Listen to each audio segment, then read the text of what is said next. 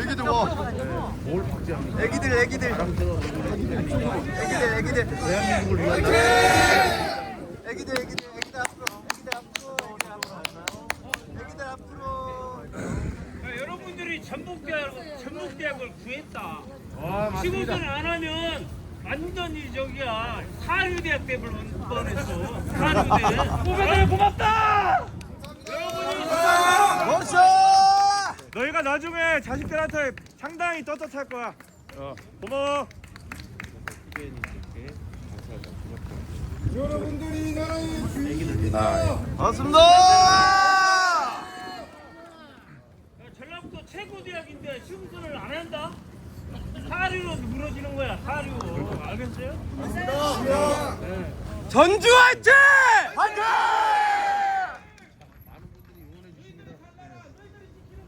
여기 지지하러 오신 분들도 전투력이 상당합니다. 목소리 들어보셔도 전투력이 상당합니다. 이재명 듣고 있어!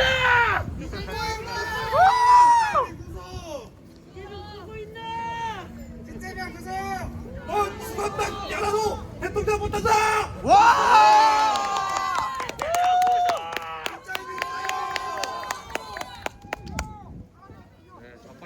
전주시장 듣고 있냐? 듣고 있냐? 넌 존댓도 있네!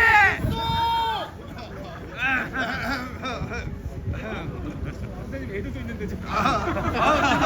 죄송합니다. 오늘은 봐주기로 하죠. 오늘은 인정. 화이팅! 화이팅! 야, 근데 전북도 대학 저쪽에 적게 나왔냐? 저 자빠이들이 이쪽에 적다! 아니 괜찮아. 너네가 선두야. 너네가 앞장서는 거야. 일당배! 일당 천! 너희가 선두가 돼서 나머지 애들을 이끌면 돼. 알겠지? 잘생겼다! 안녕하세요. 저 이번 전북대학교 및 전북권역대학교의 탄핵 반대 시국 선언을 진행하게 된 대표 이사야라고 합니다.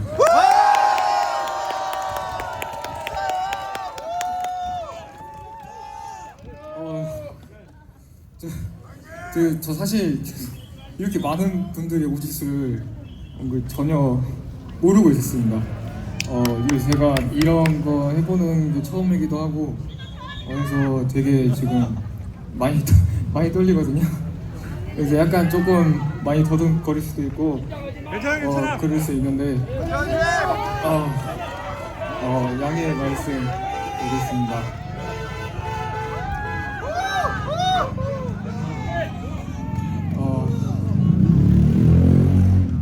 이제 먼저 오늘 준비한 이 시국 선언에 함께 해주신 저를 포함한 이제 각자 저를 포함한 이 호남의 동문분들은 각자가 속한 학과와 대학교와는 전혀 무관하게 다들 본인의 자발적인 의지로 오늘 함께 해주신 것임을 먼저 밝히겠습니다. 오늘 저희 행사는 개유사를 시작으로 국민의회와 애국가 묵념을 진행하고 졸업생 한 분과 또 다른 재학생 분들의 연서가 이어지겠습니다. 이후에 이제 시국선언문 낭독하고 구호제창을 한 뒤에 저희 마무리 발언으로 오늘 행사 마무리되겠습니다.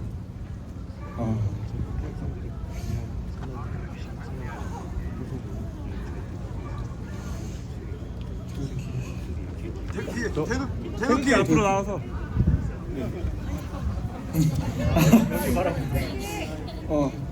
그럼 먼저 저희 이제 한 행사 시작하도록 하겠습니다.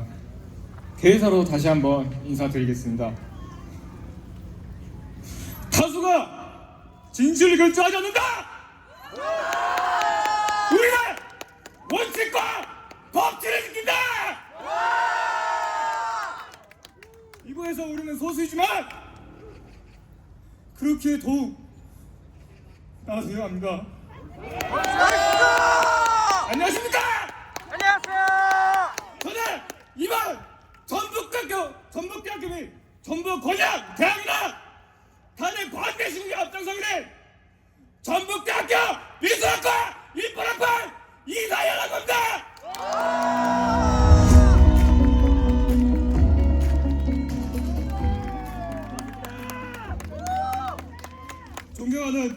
한국대학의 동문 여러분, 그리고 전북 권역의 대학교의 동문 여러분, 우리는 오늘 이곳에 우리의 신념과 정의를 지키기 위해 모였습니다. 우리는 헌법과 법치가 올바르게 작동하는 나라를 원합니다. 그러나 지금 국정원을 아웃시키고 탄핵을 남발하며 대통령을 불법 체포한 거대 야당에 의해 우리나라가 흔들리고 있습니다. 우리나라는 1950년 6월 25일 북한의 기습남침을 시작으로 3년간의 참혹한 전쟁을 겪었습니다. 그리고 이 전쟁은, 그리고 6.25 전쟁은 어르신이, 이제는 어르신이 되신 참정연사 어르신들과 하늘의 별이 되어 전사하신 수많은 호국 명령들의 목숨을 건 투쟁 끝에 휴전으로 잠시 멈추게 되었습니다. 그런 전쟁의 뼈 속에서 쑥대같이 되어버렸던 이 나라가 현재는 전 세계 10위권의 경제대국이 되었습니다. 하지만 6.25의 원흉인 북한은 연평해전, 천안 피격사건, 대북 목함지회 사건, 남북 공동연락사무소 폭파 사건, 그리고 수많은 미사일 도발과 작년에는 오물풍선까지 날리며 여전히 우리나라를 위협하고 있습니다. 그런데 이러한 상황에 야당 민주당은 국정원의 대공수사권을 배제했고 조사권까지 무력화시켜줬습니다. 심지어 그들은 대북제재 해제를 요구해왔습니다. 맞습니다. 충격적인 부분은 민주노총 간첩사건 공소장 전문을 통해 드러난 북한의 지령문에서 국정원의 해체 분위기를 조성하라는 부분이 있었다는 점입니다. 민주당은 최근 정부 인사에 대한 29번의 탄핵을 진행했고 북한에 한정된 간첩법의 적용 범위를 외국으로 넓히고자 하는 법안 개정 시도를 가로막았습니다. 그 이후에는 내란죄 수사권도 없는 공수처가 서부지법에서 불법 영장을 받아서 대통령을 불법 체포했습니다. 맞습니다. 우리는 국민의 한 사람으로서, 그리고 대한민국의 주권자로서 이 불의한 상황을 절대로 자시할 수 없습니다. 맞습니다. 우리는 대한민국의 미래를 위해 올바른 일을 선택해야 합니다. 오늘 이 자리에서 우리의 뜻을 분명히 밝히고 헌법과 정의가 살아있는 나라를 만들기 위해 끝까지 함께 싸워나갑시다. 대한민국의 민주주의를 수호하기 위해, 정의와 법치를 바로 세우기 위해 우리 모두 한마음 한뜻으로 나아갑시다. 감사합니다.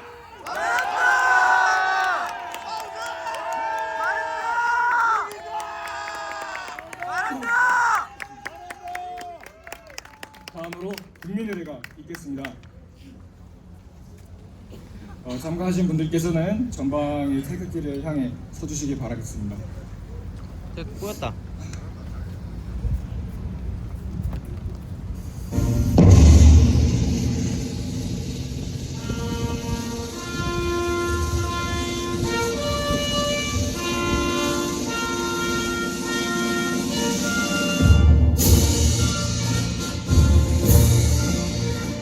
나는 자랑스러운 태극기 앞에 자유롭고 정의로운 대한민국의 무궁한 영광을 위하여 충성을 다할 것을 굳게 다짐합니다.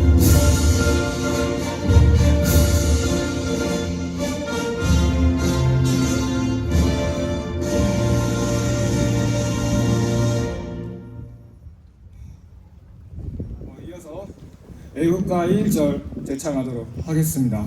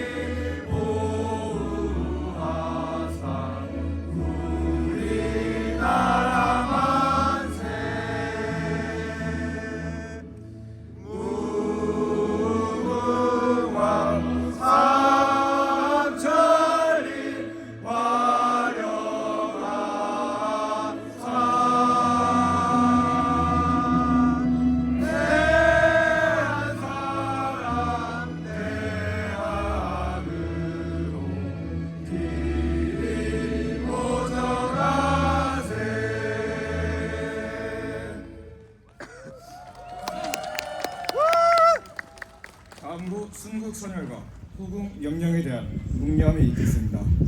일동 묵념.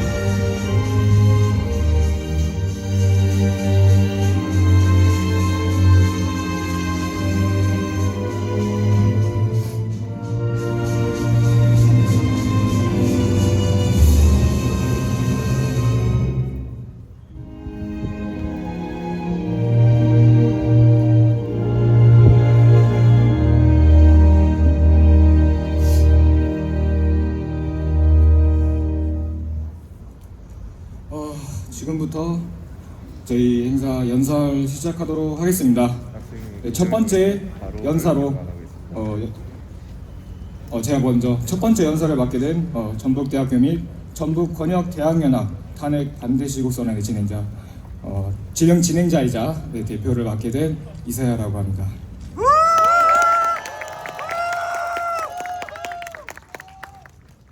잘한다! 자유민주주의의 가치가 화이팅!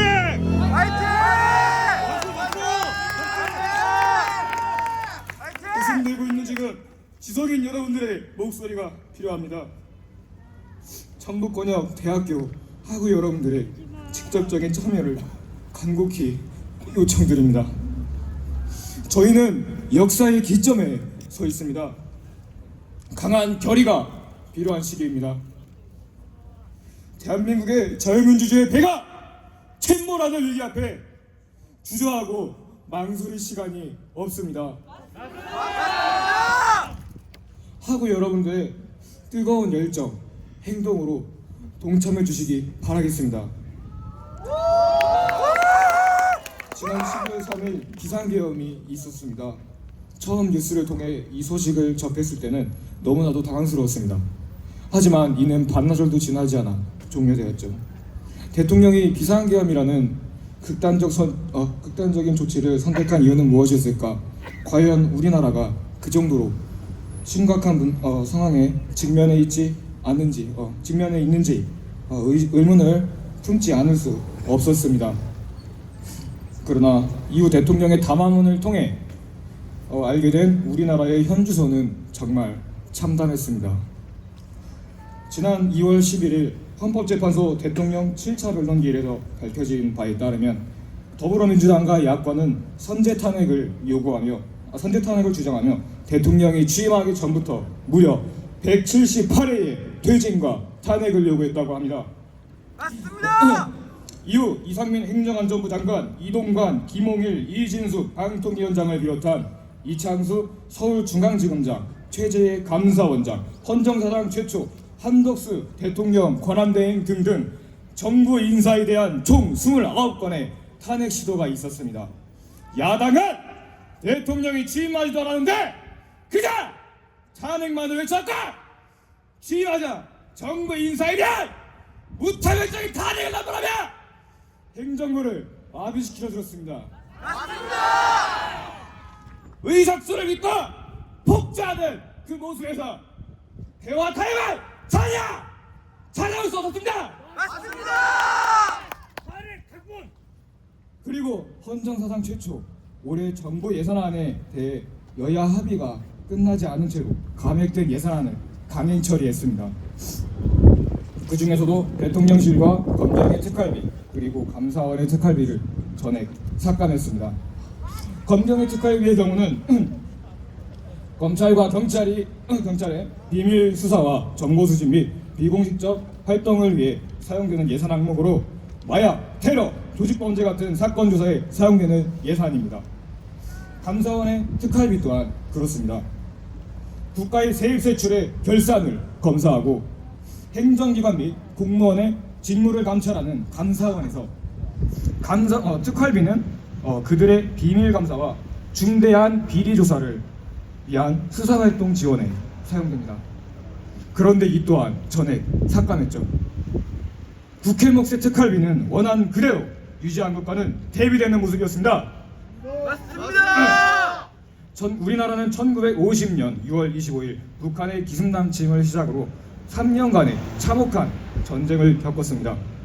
그리고 이 6.25 전쟁은 이제는 어르신이 되신 참전용사 어르신들과 하늘의 별이 되어 전사하신 수많은 호국 영령들의 목숨을 건 투쟁 끝에 휴전으로 잠시 멈추게 되었죠. 그런 전쟁의 폐허 속에서 쑥대밭이 되어버렸던 이 나라가 현재는 전 세계 10위권의 경제 대국이 되었습니다. 하지만 휴전협정 이후에도 북한의 수많은 도발 행위로 인해 우리는 실질적인 피해를 입어왔습니다. 당장 2000년대만 봐도 연평해전, 천안함 피격 사건, 대구 목함 지뢰 사건, 남북 공동연락사무소 폭파 사건, 그리고 수많은 미사일 도발과 작년에는 오물풍선까지 북한은 우리 자유 대한민국의 명백한 적국입니다. 그런데 국정원의 대형 수사권은 야당에 의해 박탈되고 말았으며 야당은 국정원의 대공 기능의 완전한 무력화를 위해 조사권까지 폐지하여 들었습니다. 심지어 이들은 지속적으로 대북제재 해제를 요구해왔습니다. 현재 우리나라에서 재판이 진행 중인 간첩 사건이 민노총 간첩단, 창원 간첩단, 청주 간첩단, 제주 간첩단 등 4건이나 됩니다. 그런데도 야당은 국정원의 대공 기능의 무력화를 시도하고 있으며 수사를 위한 검경의 특활비마저 전액 삭감했습니다. 충격적인 부분은 국정원에 대한 부분이 우리나라에서 현재 활동 중인 간첩들이 북한으로부터 받은 지령문에 그대로 있었다는 겁니다. 자유대한민국의 주적이 북한이 지금도 우리를 위협하고 있는데 국정원의 대공기능을 무력화시키고 대북제재 행위를 요구해온 민주당을 과연 대한민국의 정당이라고 할 수 있습니까? 적국을 감시하는 국정원을 마비시키려 한다면 그것이야말로 진정한 내란의 아닙니까?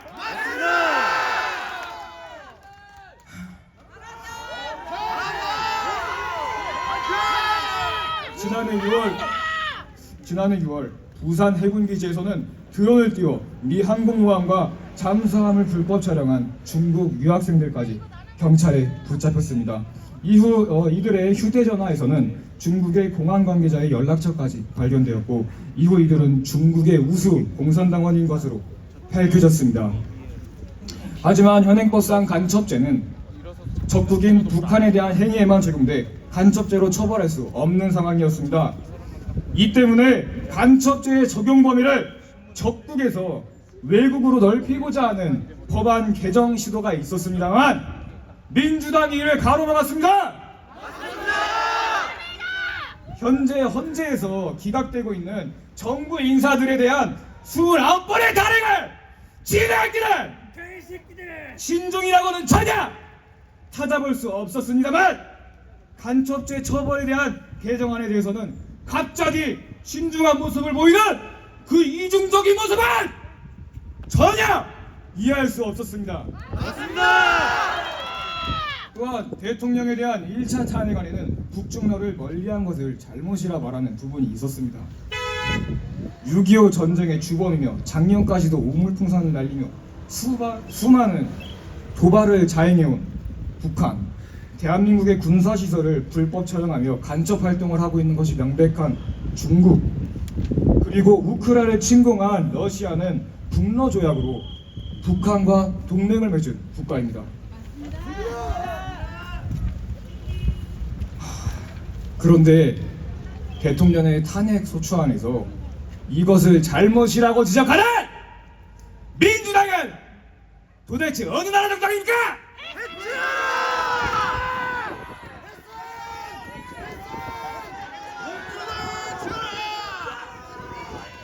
민주당을 해체하라!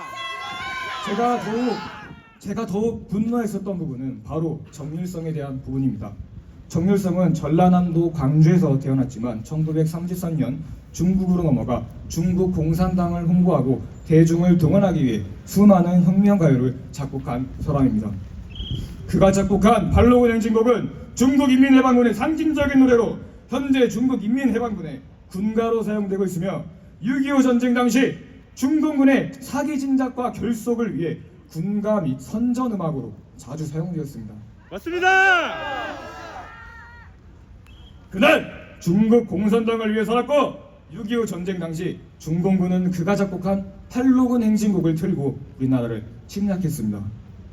그런데 현재 더불어민주당 소속 광주광역시장인 강 기장은 그런 자를 기념하겠다며 기념공원 설립을 추진했습니다. 맞습니다. 이게 지금 말이 됩니까? 좌파 본색. 그런데가 지난 광주 탄핵 반대 집회를 보며 구구 운운하면서 광장 가용을 막았습니다. 맞습니다. 저는 그 모습을 보고 대한민국 국민의 한 사람으로서 정말 분노하지 않을 수 없었습니다. 이게 지금 한국인의 짓이 맞습니까? 좌파야 좌파.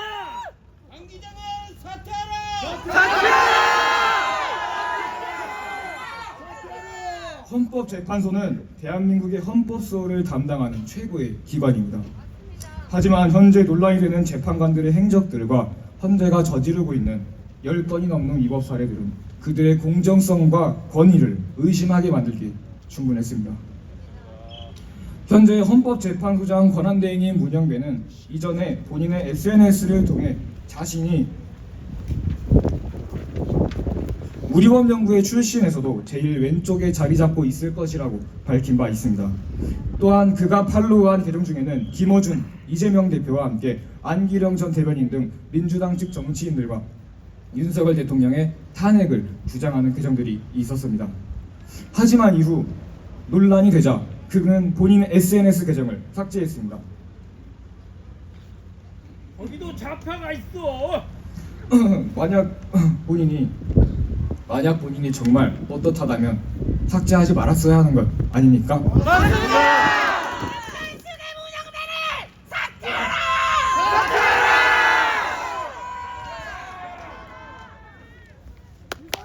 화이팅 화이팅!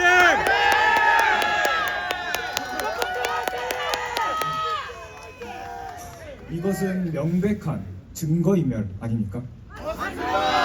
또한 헌법재판관 이미선의 동생인 이상희 변호사는 현재 윤석열 퇴진특위의 부위원장을 맡고 있는 인물이며 헌법재판관 정계선의 남편인 황필규 변호사는 윤석열 대통령 탄핵 시구선언에 참여한 인물입니다. 자기 가족이 대통령의 탄핵을 요구하는 입장을 가진 사람들이 현재 대통령의 탄핵 심판에 참여하고 있습니다. 이것은 명백한 이해충돌 아닙니까? 이들은 공통적으로 법원 내 사조직인 우리법연구회 출신의 인물들입니다.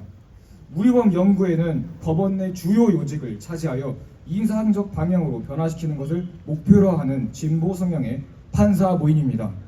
그런데 이러한 조직이 대통령의 탄핵 심판을 진행하는 가운데 민주당은 헌법재판관의 임기를 자동으로 연장하는 개정안을 발의했습니다. 그리고 이 법이 통과 시 문영배, 이미선 재판관이 첫 번째 적용 대상이 되죠. 그들의 편향성을 의심하지 않을 수 없는 상황인데 민주당에서는 사실상 이들의 임기 연장을 위해 법까지 바꾸고 있습니다. 맞습니다. 지난달 13일 국내 헌법 최고 권위자인 헌법학자 허영 교수님께서는 신동아와의 인터뷰에서 헌재가 저지른 악법, 위법 사례는 무려 10건이 넘는다고 지적하셨습니다. 형소법 보장 7일의 답변 기한을 보장하지 않고 수신 간주한 것. 두 번째, 피소추인 측과 협의 없이 8차까지 변론 기일을 지정한 것. 세 번째, 수사 또는 재판 중인 사건에 대한 서류 송부 촉탁을 금지한 헌재법 32조 위반. 탄핵의 핵심인 내란죄 철회 수형으로 사기 탄핵임을 용인. 다섯 번째, 증인신문 대 피소추인의 참여 권리를 보장하지 않는 것은 방어권 침해. 여섯 번째, 원본을 없앴다는 홍정원의 메모는 필적 감정으로 진정성을 확인해야 한다. 7번째, 논란이 많은 마은혁 임명을 위해 서두르는 것. 8번째, 헌재 주석서대로 한덕수 탄핵안을 각하하지 않은 것. 9번째, 우리법 연구회 출신 헌법재판관들의 부적절한 언행. 10번째, 박근혜 전 대통령 당시 17차 변론까지 진행했지만 윤 대통령은 8차 변론으로 마무리하려는 것은 이것을 서둘러 끝내려는 것이다. 마지막으로 이런 말씀을 덧붙이셨습니다. 지금 전국에 모인 탄핵 반대 집회 인원 규모를 보라. 서울뿐 아니라 부산, 대구는 물론 2030 젊은이들까지 가세하고 있다. 대학가에서도 탄핵 반대, 헌재 졸속 재판에 대한 비판의 움직임이 생기고 있다. 이러한 상황에 헌재가 충분한 변론 기회도 주지 않고 만약 대통령을 파면한다고 한다면 어떤 상황이 생기겠나? 헌법재판소가 완전히 가루가 되어서 없어질 수도 있는 상황이다. 대통령에 대한 탄핵 심판은 재심이 불가능한 관심죄입니다. 그런데 헌재는 수많은 법을 어기며 마치 결론을 정해놓은 듯 달려왔습니다. 얼마 전 매일신문에서 민노총 간부 간첩 사건의 공소장 전문이 공개되었습니다. 해당 공소장을 통해 드러난 북한의 지령문에는 최근 우리 사회에서 발생한 여러 갈등이 포함되어 있었습니다. 대표적으로 미국의 방해비 분담금을 빌미로 한 반미 감정 확산, 반일 감정 보조, 윤석열 탄핵 등의 구호를 내건 반정부 시위 및 퇴진운동 전개, 그리고 이태원 참사를 세월호 사건처럼 각계각층의 분노를 분출하는 계기로 만드는 움직임 등이 있었습니다. 해당 지령문에서는 일본과 미국을 적대시하며 한미일 동맹을 와해시키려는 목적이 공통으로 나타났으며 심지어 대통령실 앞에서 탄핵 구호를 외치며 퇴진운동을 전개하라는 내용까지 포함되어 있었습니다. 탄핵 찬성 측 집회 현장에서 민주노총을 비롯해 연일 반미를 외치는 이들이 등장하는 것을 보면 의심하지 않을 수 없는 부분입니다. 더욱 충격적인 것은 대통령 1차 탄핵안에서 드러난 내용이었죠. 윤석열 대통령 1차 탄핵안 결론 부분을 발췌한 내용입니다. 한편 이태원 참사에 제대로 대응하지 못하여 수도 서울에서 한밤중 159명의 생명이 목숨을 잃는 사태를 초래하고도 행정부의 수반으로서 무책임한 모습으로 일관함으로써 국민의 생명과 안전, 행복에 전혀 관심을 기울이지도 않았고 오히려 노력조차 하지 않았다. 또한 소위 가치 외교라는 미명하에 지정학적 균형을 도외시한 채 북한과 중국, 러시아를 적대시하고 일본 중심의 기이한 외교 정책을 고집하며 일본에 경도된 인사를 정부 주요 직위에 임명하는 등의 정책을 펼침으로써 동북아에서 고립을 자초하고 전쟁의 위기를 촉발시켜 국가 안보와 국민 보호의 의무를 내팽개쳐왔다. 이태원 참사를 정부 탓으로 돌리며 북중로를 멀리하고 일본을 가까이 한 것이 잘못이랍니다. 과연 누가 진정한 내란 세력입니까? 민주당! 최근에는 간첩 사건의 현황에 대한 기사가 올라오기도 했었습니다. 2월 5일자 조선일보 태평로 창원에서 멈춰버린 간첩단 재판 기사에 따르면 창원 간첩단 사건은 피고인들의 재판 지연으로 기소된 지 1년 11개월이나 지났는데 고작 재판 2번 하고 중단된 상태라고 합니다. 심지어 이들은 구속기간 6개월이 지나 모두 풀려났다고 합니다. 제주 간첩단 사건 재판도 기소된 지 1년 10개월이나 지났지만 파행 상태입니다. 피고인들은 첫 공판 준비 기일에 국민 참여 재판을 신청했는데 이 신청이 대법에서 최종 기각되기까지 무려 7개월이 걸렸으며 피고인들은 재판 한 번 안 받고 다 석방됐다고 합니다. 작년 1월 열린 첫 재판에선 25분 만에 무단 퇴정하였으며 이어 법관 기피 신청을 했는데 지난달 대법원에서 최종 기각되기까지 또 6개월이 걸렸습니다. 적국의 간첩들의 우리나라의 사법 시스템을 악용하여 현재는 구속도 풀린 상황입니다. 하지만 우리나라의 대통령은 구속 상태로 재판을 받았죠. 2025년 2월 21일 윤석열 대통령의 변호인단 기자회견에 따르면 공수처는 서울중앙지법에서 대통령에 대한 압수수색 영장과 통신영장을 신청하였으나 기각당했다고 하였습니다. 그러자 서울 서부지법을 찾아가 체포영장을 청구했고, 이에 대해 서부지법은 형사소송법 110조 군사상 비밀을 요하는 장소는 책임자의 승낙 없이는 압수 또는 수색할 수 없다는 조항을 무시하고 영장을 발부해줬습니다. 그렇게 공수처에 대통령 체포 시도가 있었고 1차 체포가 경호처 때문에 실패하자 공수처는 대규모 경찰 병력을 동원해 2차 체포 시도를 했습니다. 이 과정에서 민주당 이성윤 의원은 1차 체포에 실패한 공수처를 향해 총을 맞더라도 대통령을 체포해오라고 고성을 질렀죠. 이성윤 의원님 여기 전주시 시의원이신 걸로 지금 알고 있는데 제가 한 가지 여쭤보고 싶습니다. 그 총을 맞는 사람은 우리 국민 아닙니까? 또한 공수처에게 형수법 110조를 무시하고 영장을 발부해준 그 서울 서부지법은 과거 김일성을 우상화하는 내용이 담긴 김일성 회고록의 판매 금지 가처분 신청을 기각한 곳입니다. 그리고 서울 서부지법의 영장 전담 판사인 이순형 또한 우리법 연구의 후속이었죠. 그렇게 대한민국의 대통령은 공수처의 영장 쇼핑과 서부지법의 불법 영장 발부로 체포를 당해 구속 상태로 재판을 받았습니다.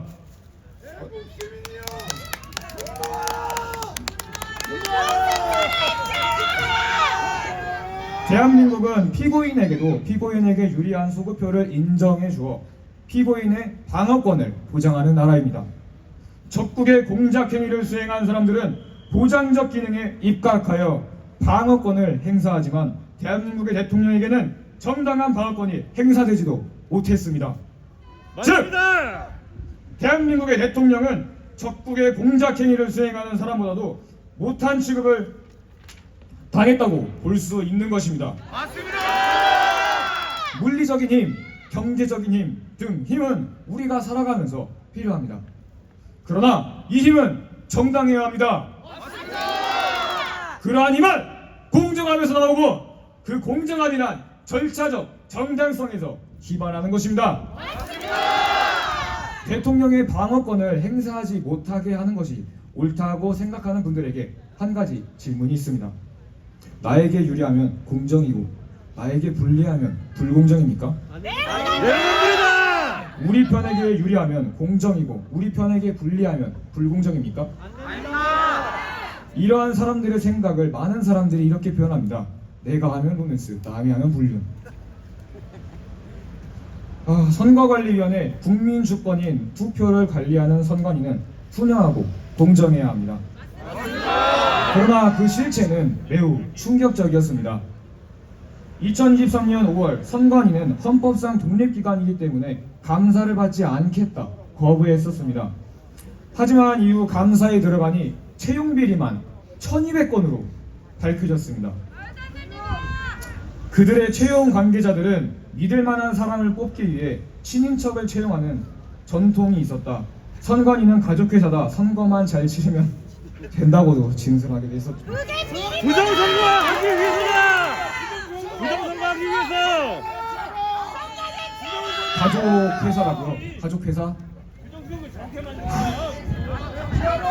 국민 세금으로 운영되는 국가기관이 당신들 겁니까? 아닙니다.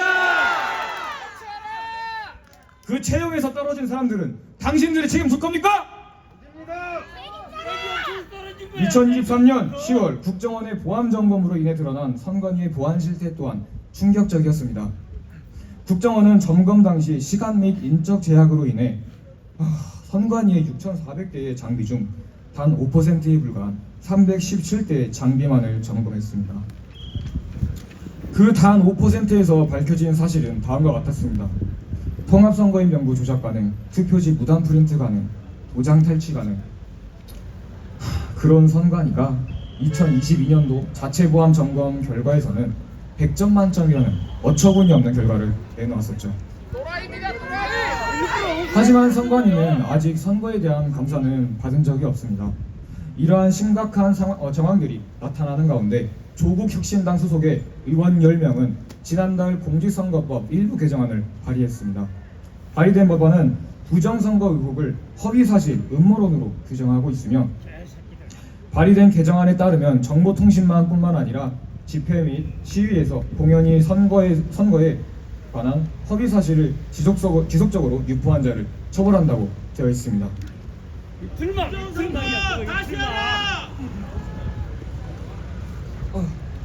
야당은 이제 부정선거에 대한 언급조차 하지 못하도록 법까지 만들어 국민들의 입을 막으려 들고 있습니다. 맞습니다. 투표는 대한민국 국민의 주권입니다. 어쩌면 대한민국의 근간이 흔들릴 수도 있는 이 중대한 문제에 국민적 의심이 절반에 달하고 있는데 이미 과거 수많은 논란이 있었던 자들이 이것을 감추려 든다면 그것이야말로 진정한 발국 가기 아닙니까? 써볼까야 돼. 써볼까? 이번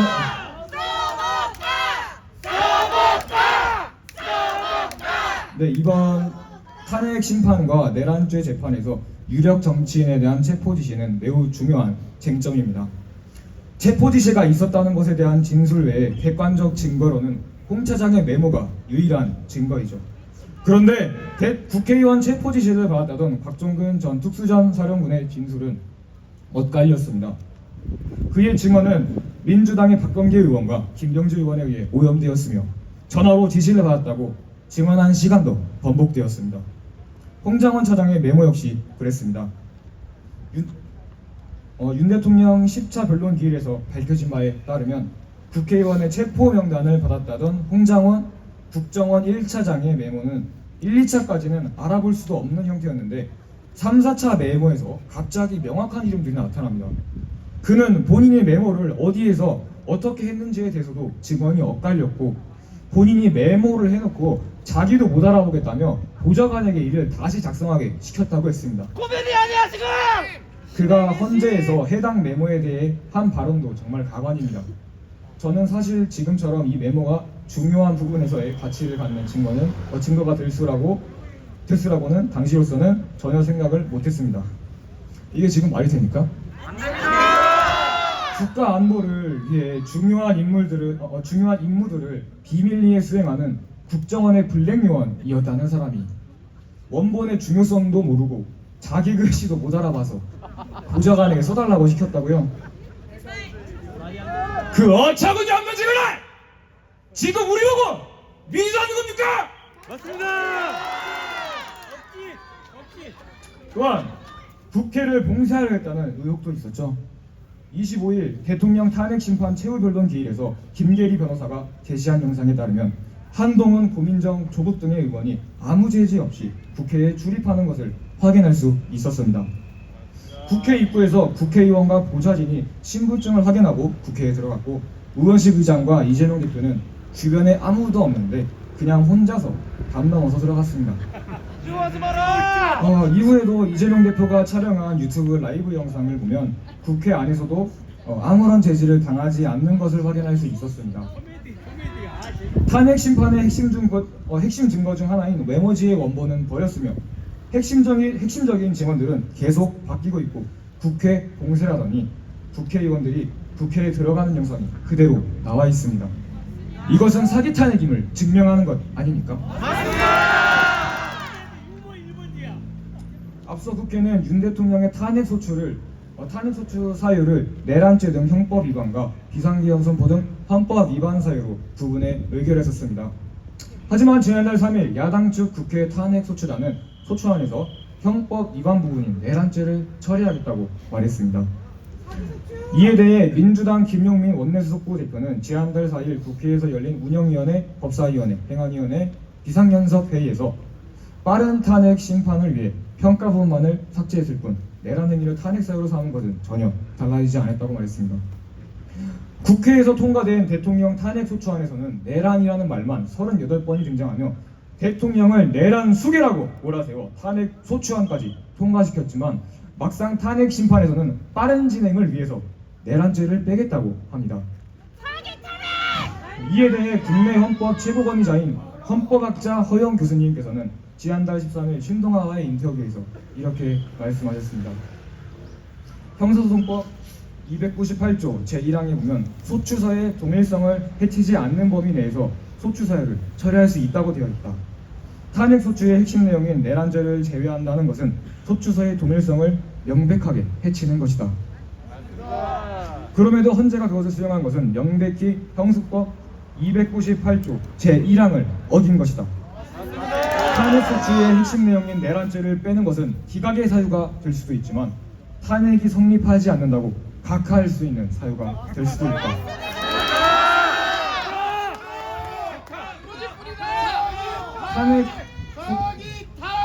탄핵 소추안의 중심에 있었던 내란죄를 막상 탄핵 심판에서 제외한다는 것 또한 그들 스스로 이것이 사기 탄핵임을 자백한 것 아닙니까?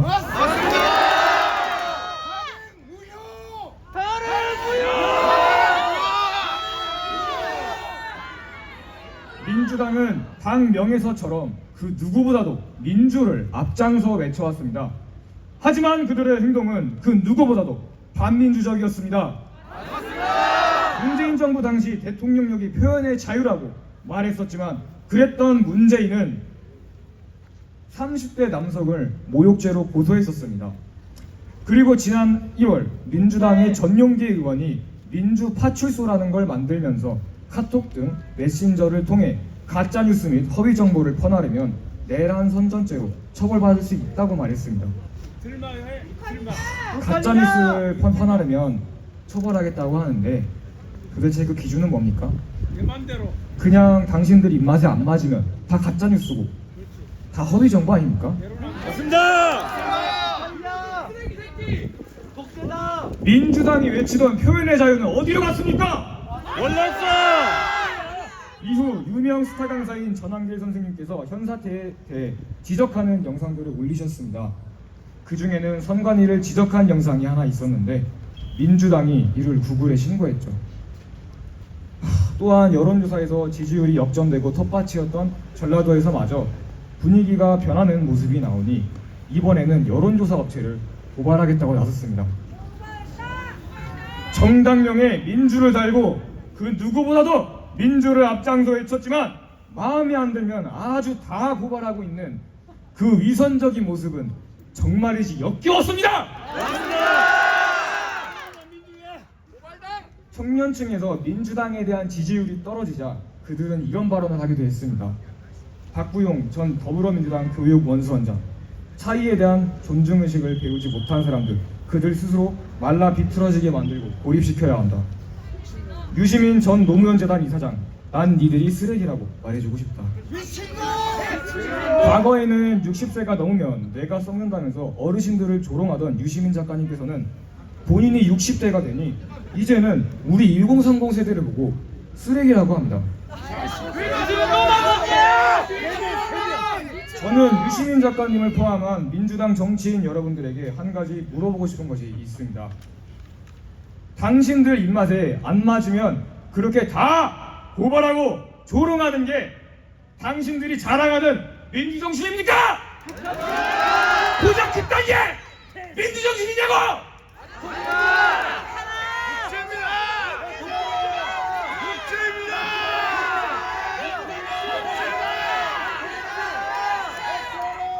지난번 서울대학교 탄핵 반대시국 선언 당시에는 한국대학생진보연합 일명 대진연이 반대시국 선언의 진행을 방해했었습니다. 여러분은 이 대진연이라는 단체가 어떤 단체인지 아십니까? 빨갱이 단체! 그들의 대표적인 행적 몇 가지를 언급하고 가자면 미대사관에 무단 침입하여 방위비 분담금 반대를 외치며 기습 시위를 벌이다 경찰에 체포된 적이 있습니다. 또한 윤석열 대통령이 후보 시절 그를 겨냥한 강력한 반대 운동을 벌였으며 용산 대통령실에 무단 진입을 시도하다 체포당하기도 하였습니다. 그들의 일부 회원들은 김정은을 존경한다며 대놓고 북한을 찬양하는 듯한 발언을 하기도 했었죠. 아주 대놓고 반미 친독 성향을 드러내는 집단입니다. 그런 자들이 최근 타 대학의 대통령 탄핵 반대 시국 선언에서 회방을 놓고 있습니다. 탄핵에 찬성하시는 분들께 한 말씀 드리고 싶습니다. 여러분은 탄핵 찬성 집회 현장에 참여하신 적이 있으신가요? 없으시다면 꼭 한번 현장에 나가보셨으면 좋겠습니다. 저는 지난번 광주 탄핵 반대 집회에 참여했었고 당시 맞은편에서 찬성 집회를 한다는 이야기를 듣고 궁금증이 생겨 찬성 집회 측을 구경하러 갔었습니다. 화이팅!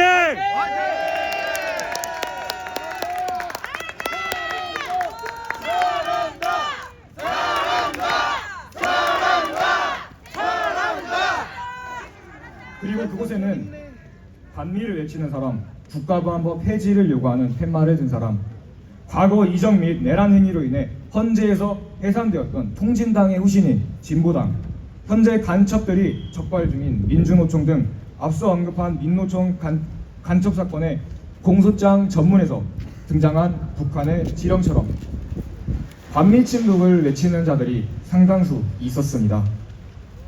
저는 이러한 것들을 직접 보고 나서야 대통령이 왜 반국가 세력이라는 표현을 사용했는지 이해할 수 있었습니다. 저는 탄핵에 찬성하시는 분들이 탄핵에 반대하는 우리들을 비난하기 이전에 왜 우리가 탄핵에 반대하는지에 대한 그 이유를 단 한 번만이라도 봐주셨으면 좋겠습니다. 그래도 정말 전부 다 귀찮고 찾아보기도 싫다면 과연 어떤 집단이 찬성 집회 현장에 나와 있는지, 그리고 어떤 집단이 탄핵 반대 집회 현장에서 회방을 놓고 있는지 그것 하나만이라도 봐주셨으면 좋겠습니다. 그리고 가능하시다면 제가 오늘 한 이야기들을 모두 직접 확인해 보셨으면 좋겠습니다.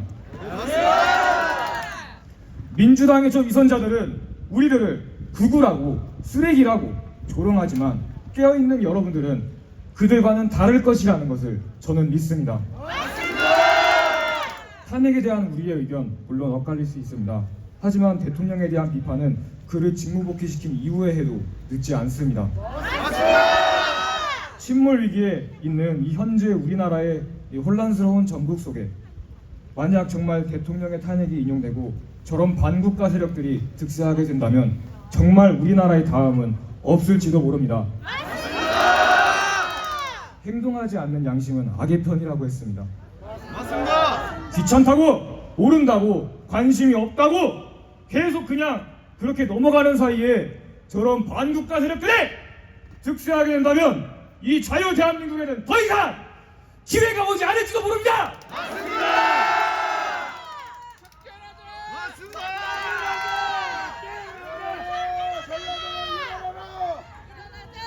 존경하는 하구 여러분, 우리의 진정한 힘은 정의와 진실에 있으며 그것이 항상 우리의 편이라는 것을 잘 알고 있습니다. 역사 속에서 대한민국의 운명은 언제나 우리 국민들의 손에 의해 결정되어 왔고 지금도 마찬가지로 우리의 손에 달려 있습니다.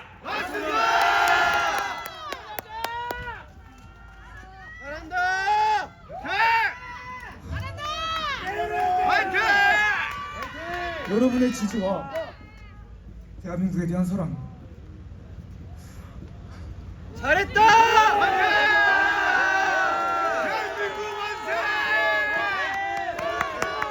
우리가 같이 하니까 형님!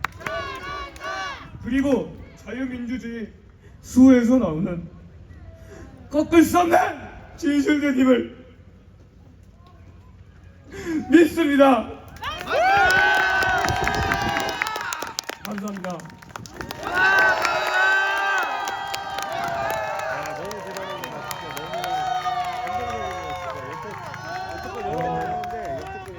다음으로 전북대학교 재학생 양태용님의 연설이 있겠습니다.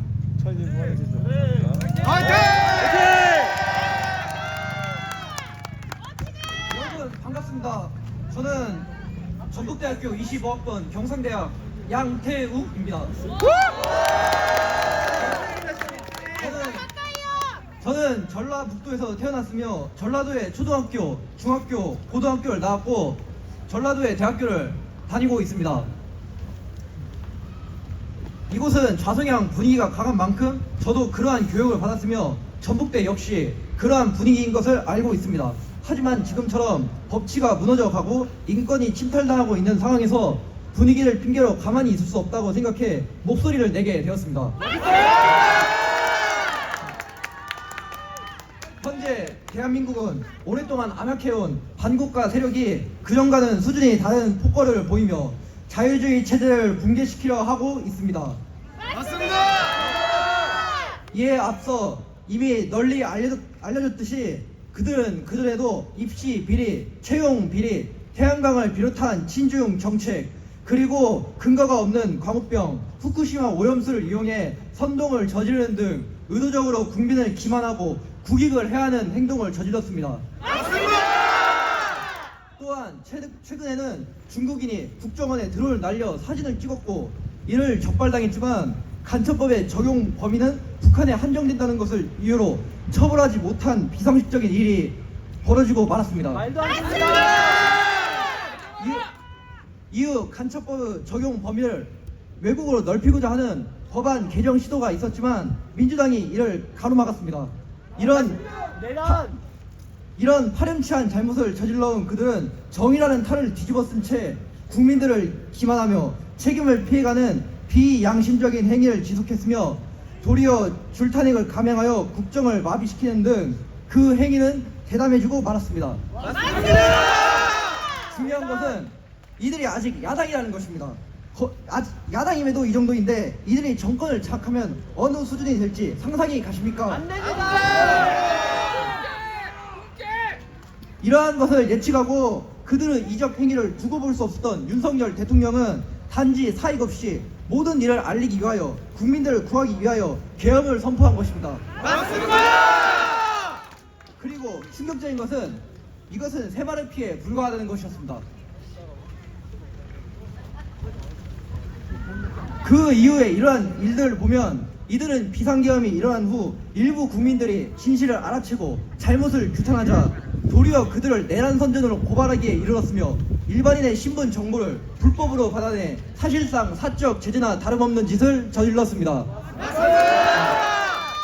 게다가 내란 수사권이 없는 공수처가 일명 딱풀 영장을 이용하여 관제에 무단 침입하고 대통령을 체포했으며 진보단체 소속의 판사가 멋대로 법을 제외하는 월권을 저지르고 같은 사안에 대해 다르게 판단하는 정치판사 노릇을 하고 있는데도 아무런 책임을 지지 않고 있습니다. 이뿐만이 아닙니다. 당초 계엄의 주 목적이었던 부정선거 파악 같은 경우 그 의혹의 주체인 선관위는 실제로도 비상식적인 해명 및 꼭지점 부분이 잘려나간 이상한 투표지, 다른 종이와 겹쳐져 인쇄된 투표지, 일명 배춧잎 투표지, 일장기 투표지, 신것만한 빳빳한 투표지가 뭉텅이로 있는 상황, 19세기 사람이 투표했다는 자료, 참관인이 지적해도 그걸 묵인하는 선관위 직원의 태도 등 온갖 의혹이 한둘이 아닌데 입을 꾹 닫고 도리어 의혹을 제기하면 국민도 처벌하겠다는 법안을 내놓고 있습니다. 맞습니다.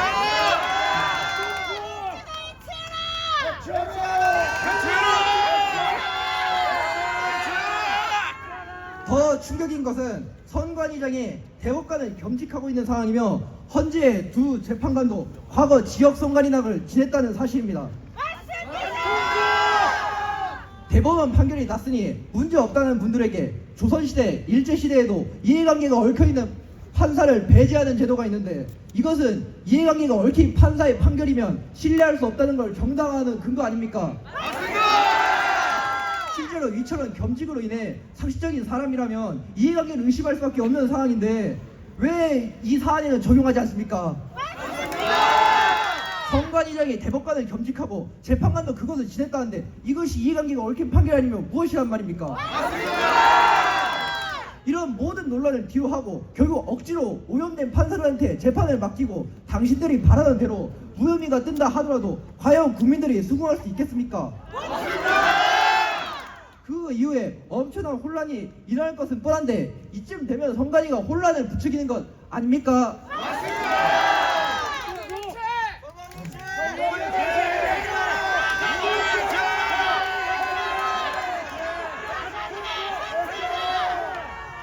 이전에도 이러한 문제를 검사하기 위해 감사원장을 파견했으나 그 감사원장도 탄핵시켜버리고 조사하려 해도 독립기관이라는 핑계로 거부하다가 마지못해 받은 건 부정선거와 무관한 채용비리, 그마저도 800건이 넘는 현대 문명국에서 일어날 수 없는 추악한 채용 비리가 일어난 데다 그걸 가족회사를 그랬다는 이상한 해명을 하시며 부당하게 탈락한 분들을 기만하고 있습니다.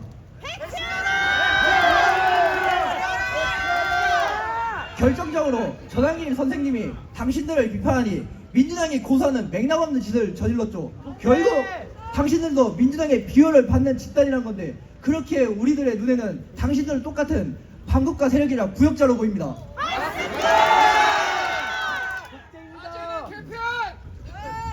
외눈박이 마을이라는 이야기가 있습니다. 외눈박이로만 사는 마을에 눈 2개 달린 사람이 오면 도리어 눈 2개 달린 사람이 이상한 취급을 받는다는 이야기입니다. 성간이의 칩으로 시작해 드러난 우리나라와 지금 전라도 같은 경우도 비슷한 상황에 처해 있습니다. 소시 있는 목소리를 내는 사람이 정신병자 취급을 받고 해명을 요구하는 목소리를 탄압당하고 있으며 자기들이 헤쳐먹는 것을 당연시 여기는 풍조로 돌아오고 있습니다. 전라도 역시 매년 예산을 10조씩 할당받고 있는데 이러한 돈이 무색하게도 이 지역은 바뀌는 게 없습니다. 소득지수 하위권이며 인프라도 부족한 게 여전합니다. 과연 10조씩 매 해년씩 쌓이는 게 적은 돈일까요? 아직도 광주에는 광주라는 광역시라는 타이틀이 무색하게 코스트코가 지어지지 않았으며 운전 면허증 시험장조차 없는 상태입니다. 말도 안 된다. 왜 그런지 답은 이미 앞에 나왔습니다. 우리나라와 전라도가 외눈박이 마을이 되기 전에 지금이라도 늦지 않았으니 되돌려야 합니다. 다시 본론으로 돌아와 앞에서 말했던 부정선거 내용을 많이 첨부한 만큼 계엄의 주 목적은 부정선거 파악이었습니다. 하지만 그렇다고 계엄이 목적이 부정선거 파악에만 국한된 건 아니었습니다. 주 목적이 부정선거이되 반국가 세력이 저지른 일련의 행위, 사회 곳곳에 숨어있는 중국인과 그들에게 가해지는 혜택, 그들이 공직에 숨어들어 한국을 망가뜨리고 있는 온갖 악행들을 도미노처럼 연쇄적으로 파악하게 해주어 지금 대한민국은 눈에 보이지 않는 하이브리드 전쟁이 일어나고 있구나를 파악하게 해줬습니다. 대통령! 윤석열! 대통령! 윤석열! 대통령! 윤석열! 대통령!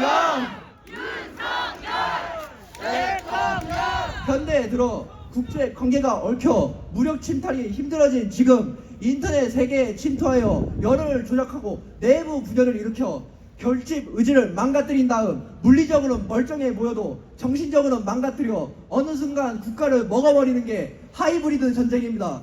즉 총알이 언제 날아오지? 라는 생각을 하는 순간 이미 늦은 것이란 겁니다. 우리 국가는 지금 물리적으로는 멀쩡해 보여도 정신적으로 피폐해진 상황에 와 있습니다. 총알이 날아올 것을 생각하지 말고 우리가 한 분 한 분 목소리를 보태 결집 의지를 보여줄 생각이 돼야 이것을 척결할 수 있습니다.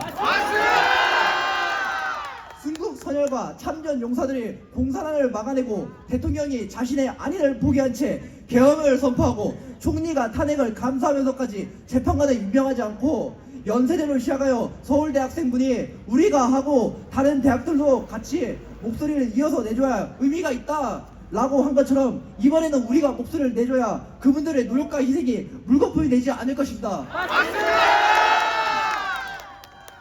지금은 8년 전과 많이 다릅니다. 모든 지시는 공개되어 더 이상 선동은 통하지 않고 지지율도 51%에 도달했으며 시위의 규모는 나날이 커져가는 상황 속 30개의 대학이 시국선언을 시행하고 있습니다. 자유 대한민국을 지킬 마지막 기회입니다. 이번에 모든 부정의함을 지금 털고 척결하고 새롭게 제2건국으로 나아갑시다. 우리는 승리할 것입니다. 이상입니다. 감사합니다.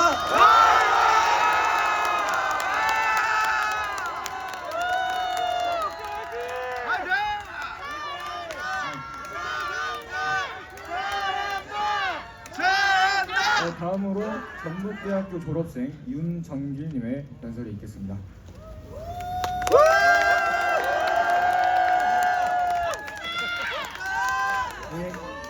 안녕하십니까. 저는 82학번이고요. 여기 제가 청년들을 너무 과소평가했네요. 그러니까 생각이 이렇게 깊을 줄 몰랐습니다. 이 연설 원고를 제가 하나 얻어가고 싶습니다. 예. 제가 하고 싶은 오늘 말씀드릴 것은 저는 그 중국과 그 다음에 그 탄핵과 그 부정선거 지에 있는 중국에 대해 말씀드리겠습니다. 중국이라고 하면은 우리가 공자, 맹자, 주자 뭐 이렇게 해가지고 삼강오륜 잘 지키고 그 다음에 유교 전통에 의해서 참 자유롭고 그렇게 교육을 받았잖아요. 근데 그것은 공자가 죽고 난 다음에 그 전통은 없어졌습니다. 없어지고 공자왈, 맹자왈, 사서삼경 읽고 그렇게 양반 타령하면서 공자의 가르침을 제일 많이 지킨 나라가 한국입니다. 예, 중국이 2000년 전에 버렸는데 지금도 공자 제사를 지내고 맹자 제사를 지내고 있어요. 지금도 한국에서. 중국이 안 해요. 근데 이제 그러면은 2000년 전에 공자가 죽고 나서 중국은 어떤 나라가 되었느냐? 중국은 손자병법하고 삼국지의 나라가 되어 있습니다. 중국 사람들은 전혀 논어 같은 거 지키지 않아요. 윤리 같은 거 지키지 않고 이 사람들의 머릿속에는 손자병법이 꽉 들어있어요. 손자병법의 핵심 내용을 딱 한마디로 말하면은 싸우지 않고 이기는 겁니다. 맞습니다. 싸우지 않고 이긴다는 것은 뭐라고 되어 있냐면 적을 알고 나를 알면 백전불태이다 이렇게 나오거든요. 맞습니다. 근데 적을 안다는 것은 무슨 이야기냐면은 간첩입니다. 적을 안다는 것은 간첩입니다. 그 다음에 손자병법의 약 40% 내용이 간첩에 관한 내용이라고 합니다. 그 다음에 그 다 합쳐서 80%가 속임수를 쓰는 겁니다. 전쟁에서 적을 속이는 거죠. 이렇게 막 쳐들어가는 거 하다가 이렇게 패하는 척하고 막 이런 게 많이 나오잖아요. 삼국지에. 이 사상이 중국 사람들 머릿속에는 가득 차 있어요. 그래가지고 어떻게 되냐? 지금 시진핑이 2013년에 드러난 다음부터 전 세계에 시진핑 장학금이 뿌려지고 있어요. 그 시진핑 장학금의 상당한 금액이 한국으로 들어왔어요. 지금 시진핑 장학금의 주요 타겟이 어디냐면요, 미국이에요. 미국 민주당 국회의원들이 시진핑 장학금을 많이 받았어요. 맞습니다. 그 장학금이 공자금이죠. 그다음에 공자학원 들어오고, 그리고 캐나다 국회의원들이 상당히 오염됐어요. 중국 정부 당국에 의해서요. 그 다음에 미국, 캐나다, 한국, 유럽도 그렇고 대만에는 정말 많이 들어있죠. 그러니까 한국에는 시진핑 장학금이 공자금인데 시진핑의 세력이 가장 먼저 침투하는 건 뭐겠어요? 중국의 정부 당국이 가장 먼저 하는 것은 국정원입니다. 왜 그러냐면은 자기의 정보 해가지고 정보원을 씹어갖고 역정보를 얻고 그렇게 하거든요. 그 다음에 국정원에 들어서고, 그 다음에 많은 데가 이제만 군대입니다. 군대에 엄청난 시진핑 장학금을 많이 받고, 국비 유학을 가는 사람들 중에 중국으로 국비 유학을 갔다 온 공무원들 있잖아요. 그 다음에 육사 출신 이런 사람들도 많이 있어요. 이게 시진핑 장학금을 받았을 가능성이 많이 있고, 이것은 제 뇌피셜, 이게 무슨 허위 사실이라고 할까봐 그러는데 제 뇌피셜입니다. 제가 굉장히 관찰하면서 이렇게 하는 거고. 그 다음에 뭐냐면 군대 중에서도 한미연합사령부 쪽에 중국 정보당국의 손길이 많이 침투해 있어요. 그것은 뭐냐면은 전시작전 통제권이 미국에 있지 않습니까? 그래서 한미연합사령부의 장교 있잖아요. 장성급을 갖다가 파견하잖아요. 그 사람들을 통해 그 사람들을 장학금을 줘서 포섭을 하면은 미국의 작전이 어떻게 만약에 중국이나 북한하고 이런 곳이 전쟁이 있을 때 어떻게 하는 걸 다 빼낼 수 있어서 한미연합사령부에 한국인 이게 많이 그 가능성이 있어요. 이게 이제 허위사실 유포라고 할까봐 제가 굉장히 이런 데에 대해서 관찰을 열심히 해왔거든요. 예, 그래서 이제 설마 그런 일이 있겠느냐? 많이 있어요. 옛날에 러시아가 미국의 CIA 부국장이 러시아 간첩이었고요. 그 다음에 영국의 MI6의 부국장이 소련 간첩이었어요. 그런 식으로 여러 간첩이 있어가지고 지금 요소요소에 갖고 헌법재판소도 있다고 생각합니다.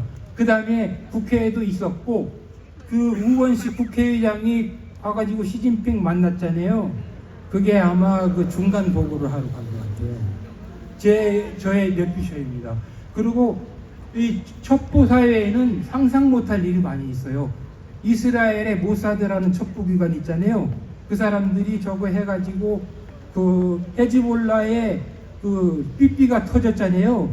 근데 방송에서 이야기하기는 그게 뭐 어쩌고 저쩌고 얘기하는데 그건 뭐 대만에서 수입한 절대 아닙니다. 그 삐삐는 모사드가 운영하는 이스라엘 공장에서 직접 만들어졌고 헤즈볼라의 고위 관계자 넘버 2, 3 정도가 모사드의 정보원일 가능성이 있어요. 한국도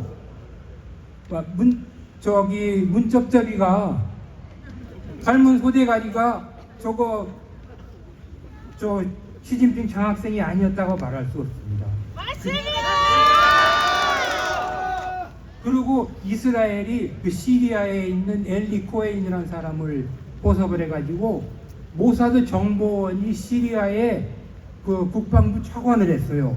그래가지고 미사일 기지가 있는 데마다 그 유칼립투스 나무를 심어가지고 거기만 폭격함을 하게 됐어요. 그래서 간첩에 두 가지 뭐냐면은 정보를 빼오는 역할이 있고 하나는 벼슬자리를 심어버리는 거예요. 네, 알겠습니다. 잘하세요. 알겠습니다.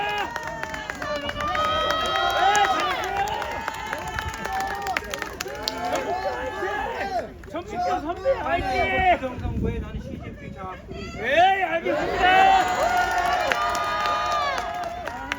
다음으로 전북대학교 졸업생 윤찬영님의 연설과 시국선언이 있겠습니다.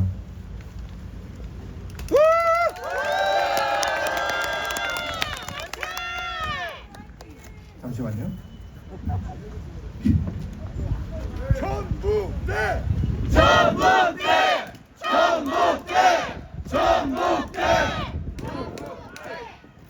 안녕하십니까. 전라도에서 학창시절을 보내고 지금도 이곳에 살고 있는 전북대학교 10학번 졸업생 윤찬영입니다.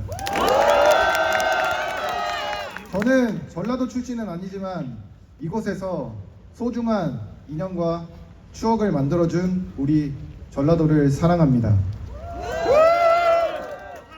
중도라고 쓰고 정치에 관심 없는 일반 청년의 대표라고 읽을 수 있는 저는 애국 보수 우파가 되었습니다.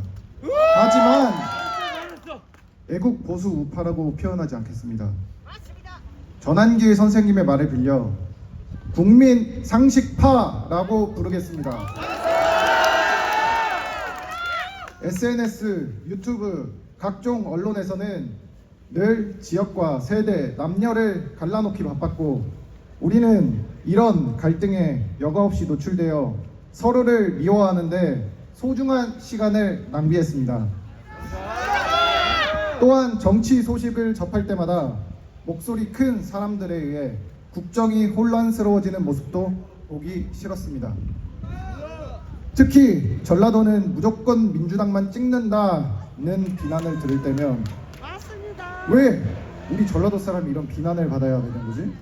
왜 그런 불명예를 안고 살아가야 되는 거지? 맞습니다!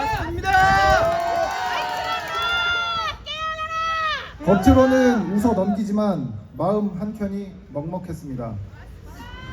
과거 저는 이런 대한민국이 끔찍이도 싫었습니다. 헬조선이라고 부르며 이 나라를 증오했습니다. 탄핵을 반대하는 이유에 대해서는 이미 전한길 선생님과 그라운드 C 채널의 김성환 대표를 비롯한 많은 연사분들, 그리고 탄핵 반대 시국 선언을 하신 대학생 여러분들이 피를 토하는 심정으로 외치셨기에 저는 정치를 외면한 청년이 국민 상식파가 된 이유를 말해보고자 합니다. 2024년 12월 3일 대한민국은 1979년 10.26 사태 이후 45년 만에 국가 비상계엄이라는 초유의 사태를 겪었습니다. 윤석열 대통령은 비상계엄 담화문에서 북한 공산 세력의 위협으로부터 자유 대한민국을 수여하고 우리 국민의 자유와 행복을 약탈하고 있는 파렴치한 종북 반국가 세력을 일거에 척결하고 자유 헌정 질서를 지키기 위해 비상계엄을 선포한다고 밝혔습니다. 계엄령이 선포되고 마치 기다렸다는 듯이 국회의원들은 일제히 국회로 뛰어들어갔고 비상계엄 해제 요구 결의안을 통해 4시간 만에 계엄은 종료되었습니다. 정말 의아하게도 계엄이 종료되고 얼마 안 돼서 수많은 인파가 광화문에 모여 대통령 퇴진 운동을 벌이기 시작했습니다. 마치 박근혜 전 대통령을 탄핵하기 위해 모인 광화문 촛불 시위를 연상케 하는 장면이었습니다. 이후의 일은 많은 분들이 알고 계시다시피 윤석열 대통령께서 자진 출두하고 국회 측과 법정 공방을 통해 우리는 서서히 밝혀지는 충격적인 진실을 마주하게 되었습니다. 바로 우리가 발 딛고 서 있는 이 전라도를 기반으로 한 거대 야당 더불어민주당의 더러운 거짓말과 폐악질의 실체가 드러난 것입니다. 더불어민주당과 그 부역자들은 계엄에 대한 국민의 불안을 이용해서 대통령의 비상계엄을 내란으로 낙인찍고 국민을 선동했습니다. 그 후는 어떻습니까? 과거 독재에 맞서 민주화 투쟁을 이끌었던 세력이 이제는 거짓과 선동, 탄핵과 고발, 그리고 검열과 악법을 앞세워 권력의 칼춤을 추며 폭주했습니다.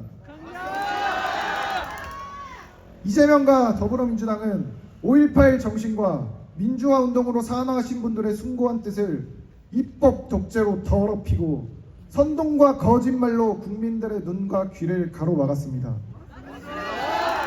또한 누구보다 대한민국을 생각하고 호남을 사랑하는 사람들을 이재명과 더불어민주당은 민주당만 지지하는 사람들로 낙인 찍어 전국적으로 손가락질 받게 만들었습니다.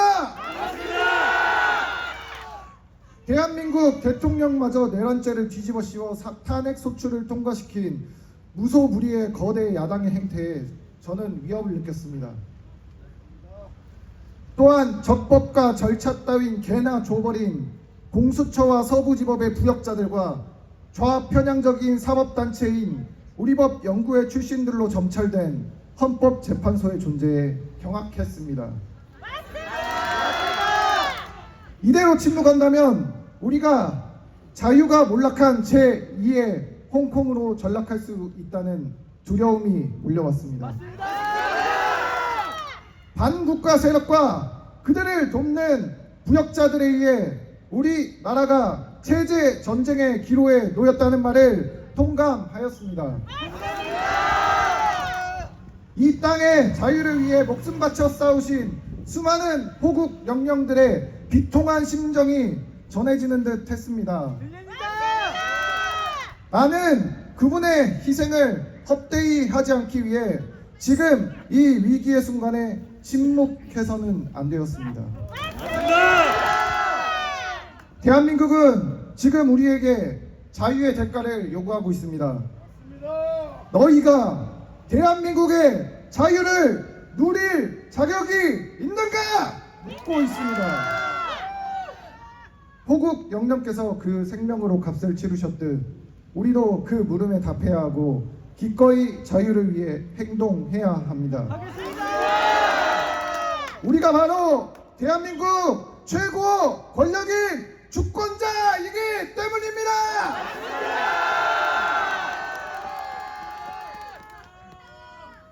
행동하지 않는 자의 양심은 악의 편이다. 전한길 선생님이 인용한 이 말은 우리의 현 상황을 정확히 지적합니다. 자유 대한민국을 위협하는 것은 반국가 세력과 그들의 동조하는 이들뿐만이 아닙니다. 우리의 침묵 또한 큰 문제입니다.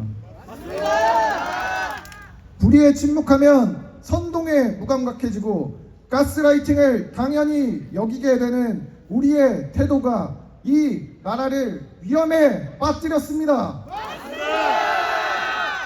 이 깨달음은 저를 부끄럽게 만들었고 동시에 행동하게 만들었습니다. 직접 눈으로 보고 귀로 들어야 했습니다. 세이브 코리아 주최의 부산, 대구, 광주, 대전 그리고 3.1절 여의도 국가 비상기도회에 참여하면서 저는 수많은 사람들과 함께 태극기와 성조기를 흔들었습니다. 그들의 눈에는 자유를 침탈하고 주권을 강탈해간 저 반국가 세력에 대한 맹렬한 분노가 보였습니다. 그들의 마음속에서 불타는 자유에 대한 갈망을 느꼈습니다. 우리의 목소리는 땅을 울렸고 우리의 외침은 하늘을 갈랐습니다. 저는 깨달았습니다. 저는 대한민국을 미워하는 게 아니었습니다. 오히려 누구보다 자유를 사랑하고 자유 대한민국을 사랑하고 있었던 것입니다. 이 외침을 두려워하는 자들은 자유 대한민국 제2의 건국의 걸음으로 사라질 것입니다.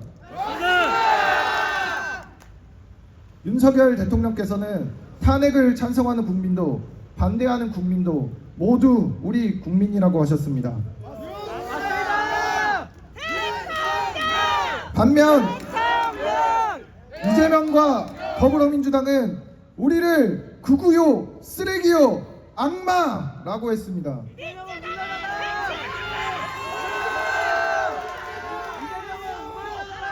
윤석열 대통령은 국민이 다칠 바에야 자신이 끌려가겠다고 했지만 이재명과 더불어민주당은 총을 맞더라도 대통령을 끌어내라고 했습니다.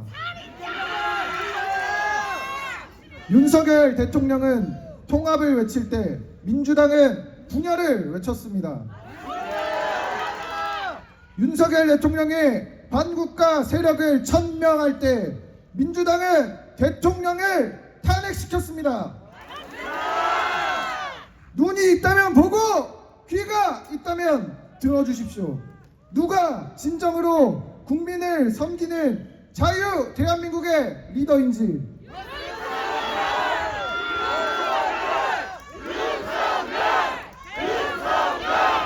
윤석열 대통령이 밝히셨듯 비상계엄의 목적은 달성되었습니다. 저를 포함한 청년들과 국민께서 현실을 깨닫고 계몽되었습니다. 이 엄청난 계몽령은 호남도 예외가 아니었습니다. 광주에서 열린 세이브 코리아의 국가 비상기도회에서 저는 이 사실이 가짜가 아님을 온몸으로 느꼈습니다. 우리는 탄핵 찬반 집회가 언론과 유튜버들에 의해 송출되고 있는 것을 누구든 볼 수 있습니다. 탄핵을 찬성한다던 그들의 집회가 어떻습니까? 민주당에 부역하는 일부 언론에서는 탄핵 찬반 집회의 항공샷 사진을 바꿔치기 하는 등 기가 찰 정도의 허술한 조작 뉴스를 보도하지만 곧바로 상식파 시민들의 철퇴로 떼어맞고는 기사를 내립니다. 이들의 집회는 온갖 거짓과 음모, 욕설로 점철되어 있고 심지어 태극기는 그 어디에도 찾아볼 수가 없었습니다. 탄핵 반대 집회 인원의 10분의 1, 20분의 1 정도의 인원으로 처참하게 망하고 있습니다. 비상계엄 시국과는 전혀 딴판입니다. 이 사실이 무엇을 뜻하는 걸까요? 더불어민주당을 지지하는 콘크리트 지지층이 산산이 부서지고 있는 것입니다. 본인들이 지지하던 정당이 불에 타지도 않는 쓰레기라는 것을 계몽령을 통해 깨달아 버린 것입니다. 대한민국을 사랑하고 호남을 사랑하는 상식파 여러분, 건방지겠지만 부족하고 서투른 청년이 한 말씀 드리겠습니다.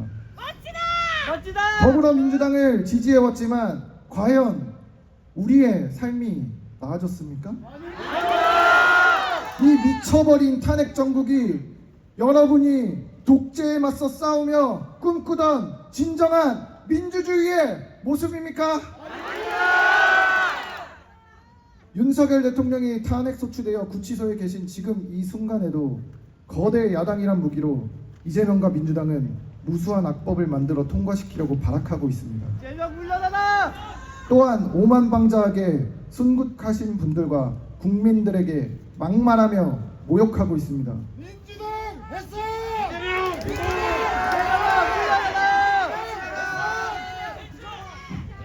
키워준 똥강아지들이 주인들에게 목줄을 채워 사료나 던져주고 질질 끌고 가겠다는데 어찌 침묵하고 계십니까?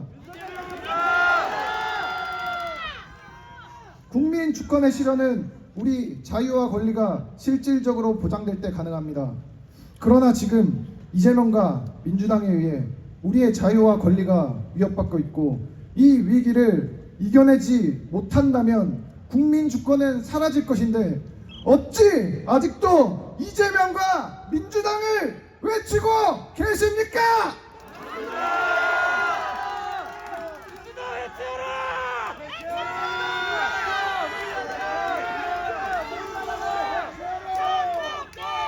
최근 진실을 보도하는 일부 언론들은 호남에서조차 야당의 지지율이 하락하고 있다는 여론조사를 발표하고 있습니다. 참으로 감사한 일입니다.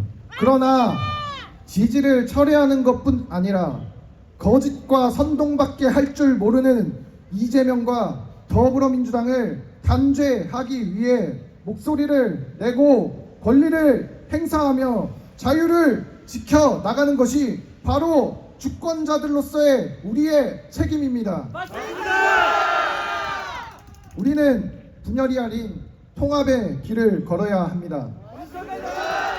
호남의 정신은 단순히 한 정당을 맹목적으로 지지하는 것이 아니라 진정한 자유민주주의와 국민의 행복을 추구하는 것이어야 합니다. 부디 대한민국에 대한 깊은 증오를 씻어내고 썩은 살을 도려내어 전국의 통합으로 이어지는 대한민국 제2의 건국을 앞두고 역사와 전통이 살아 숨쉬는 불의에 불같이 저항하던 그 정신을 되찾아 주시기를 간곡히 호소드립니다.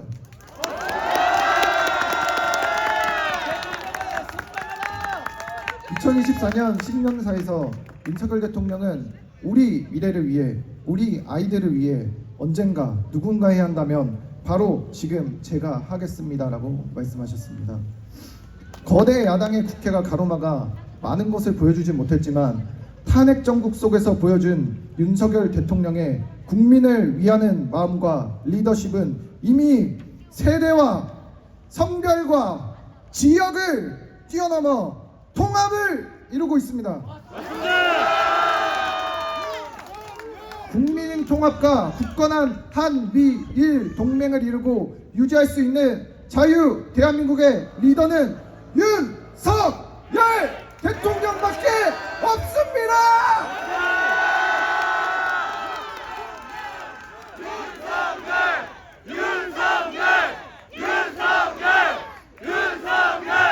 국민통합과 윤석열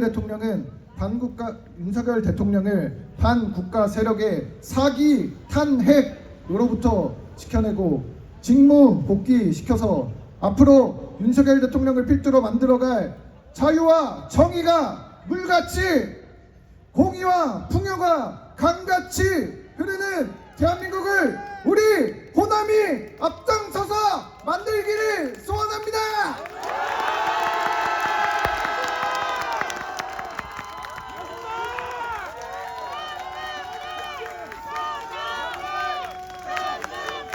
감사합니다.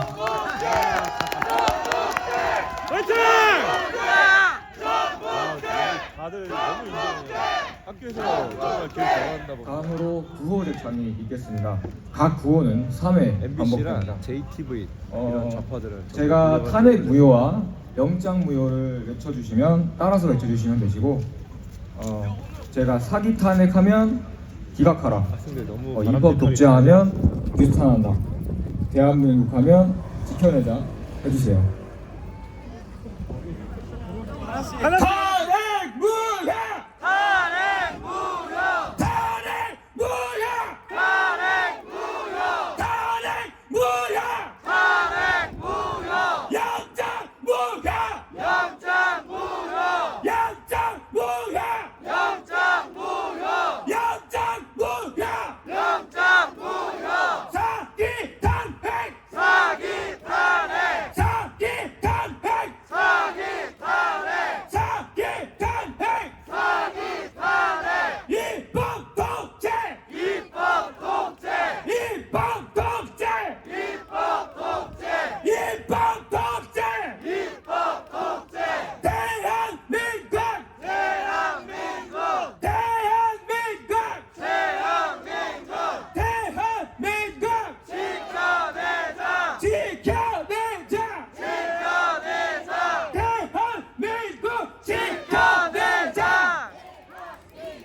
지켜내자!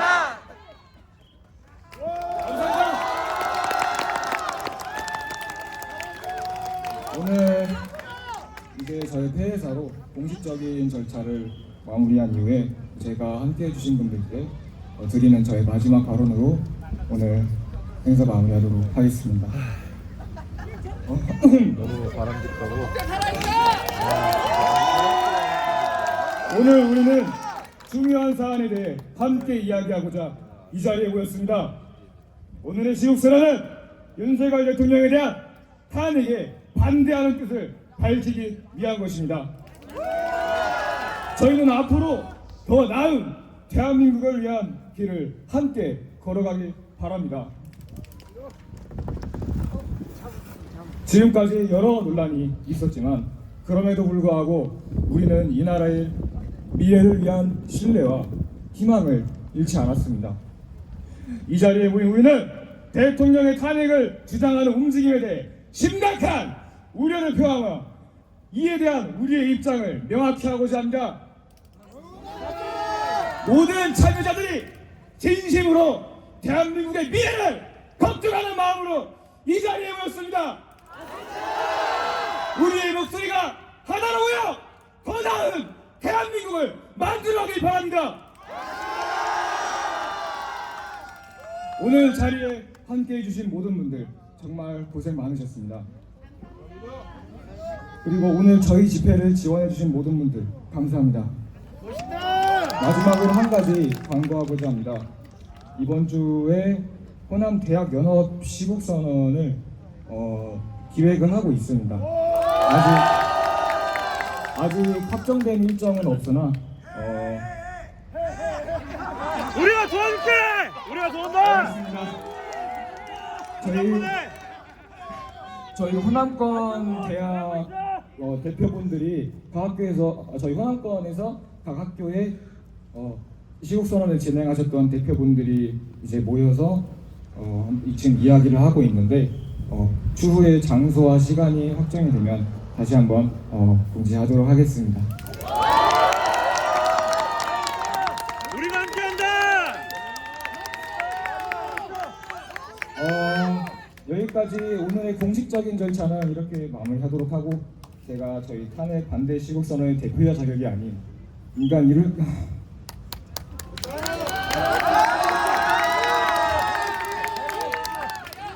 이사야로서 한 말씀 드리고자 합니다.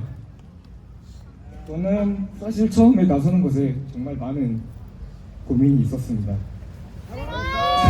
저희 집안 어르신들 다들 전라도 토박이 분들이십니다. 저도 전주 이곳에서 산 지 벌써 10년이 넘었습니다. 또 아시는 분들은 아시겠지만 저는 이번 연도를 마지막으로 학교를 떠날 생각입니다. 그리고 학번도 많이 고학번입니다. 이런 내가 나서는 것이 맞나 하는 고민이 있었습니다. 그래서 다른 분이 나서기를 바라고 있었습니다. 제가 이것 때문에 저랑 가장 친한 친구들이랑 의논을 하기도 했었는데 그 가장 친한 친구들도 그 부분에 있어서 저를 만류하기도 했습니다. 하지만 그래서 안 하려고 했는데 나서는 분이 보이지 않았습니다. 만약에 이번 일이 그냥 이렇게 넘어갔다면 저는 오히려 그것이 더 비겁한 것이라고 생각했습니다.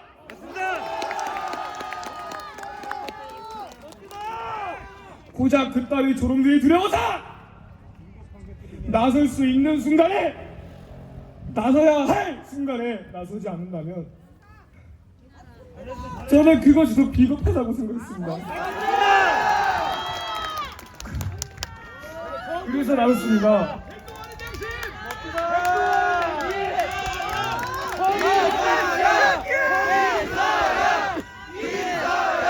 그냥 내가 시원하게 총대 메고 욕 한번 먹고 나를 시작으로 사람들이 모인다면 저는 그게 옳은 일이라고 생각했습니다.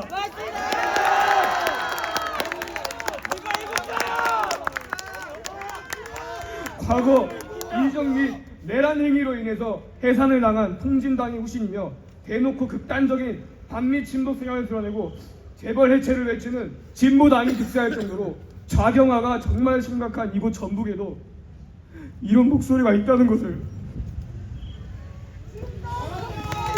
알리고 싶었습니다.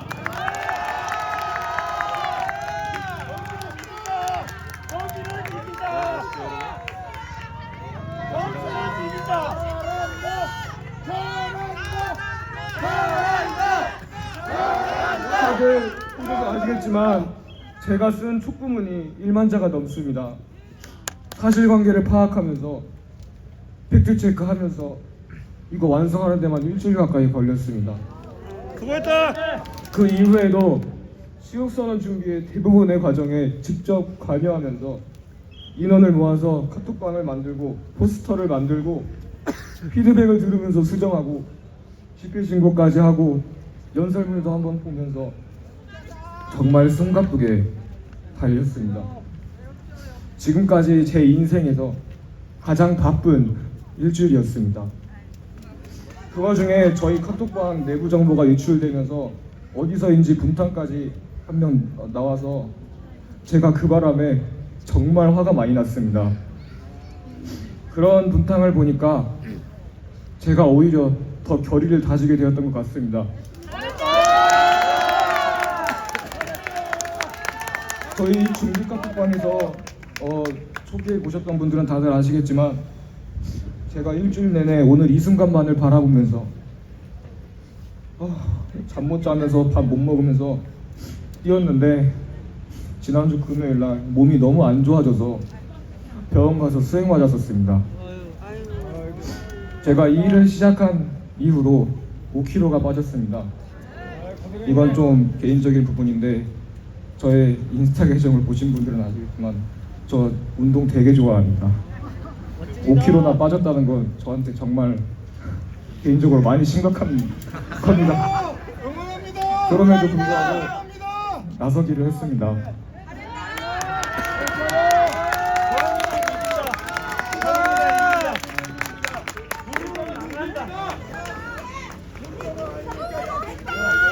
또한 이게 그냥 유튜브 영상 찍을 때처럼 혼자 그냥 방구석에서 카메라 켜고 떠드는 거랑 파급력이 큰 익명 커뮤니티에 실명을 내걸고 오프라인까지 나오는 거랑은 정말 그 무게감의 차이가 너무 컸습니다.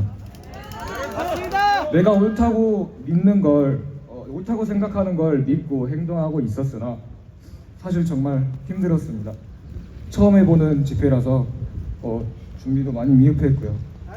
그런데 나중에 제가 올린 준비 중이라는 글을 보고 저의 준비를 돕고자 한 분 한 분 모이실 때, 또 서명 리스트에 한 분 한 분 이름이 올라갈 때, 그 리스트에 내가 아는 이름들이 있었을 때, 그리고 얼굴 한번 본 적 없는 분들께서 응원과 격려의 메시지 남겨주실 때, 많은 분들이 온라인에서 댓글과 좋아요로 응답해 주실 때, 타대학에서 시국선언을 진행하셨던 대표님들까지 응원 보내주셨을 때, 그리고 오늘 여기에 이 자리에 함께 해주신 여러분을 봤을 때 정말 큰 위로와 힘이 되었습니다.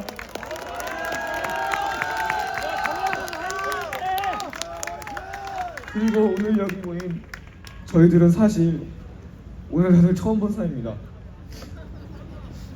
근데 이렇게 얼굴 한번 본 적 없는 사이임에도 직접 도와주시겠다고 연락 주시고 나서 주셔서 너무 감사했습니다.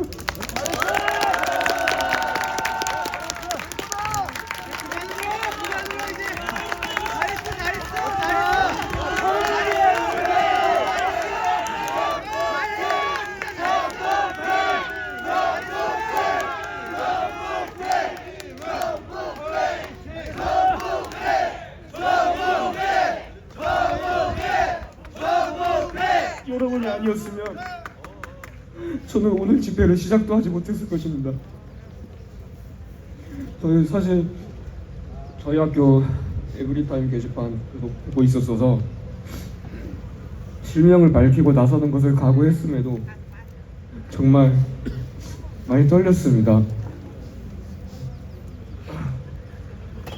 그리고 타대학의 시국선언을 대진영과 민노총이 지속적으로 방해했었다는 소식을 들었을 때는 정말 많이 긴장해서 사실 오늘 오기 직전까지 에타에서 대진영이 맞불이 있지는 않는지 계속 보다가 왔었습니다. 사실 저 오늘 집안 어르신들이 들으시면 아마 좋아하시지는 않을 겁니다. 그래도 저는 앞으로 제가 나서야겠다 판단이 되는 순간이 되면 나서려고 합니다. 오늘 이곳 현장에 왔을 때 저를 응원해 주시고 계시는 그 많은 분들을 직접 보고 나니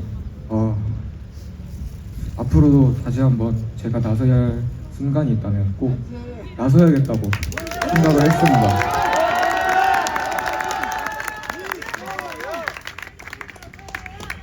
또한 이제 저희 지금까지 서명에 함께 해주셨던 모든 분들 너무 감사하고, 온라인에서 응원해 주셨던 모든 분들, 이곳 현장에 오늘 도움을 주고자 함께 해주신 모든 분들, 그리고 함께 해주신 자랑스러운 전북권역의 대학 동문 여러분, 다들 너무 감사하고 수고 많으셨습니다. 진짜 마지막으로 제가 싸우자 그리고 이기자 외치고 마무리하겠습니다. 저 이거 광주 탐방 집회 갔을 때 봤는데 저 이거 한번 꼭 해보고 싶었어요. 싸우자 이기자 외치고 마무리하겠습니다. 멋있다. 싸우자! 싸우자! 이기자!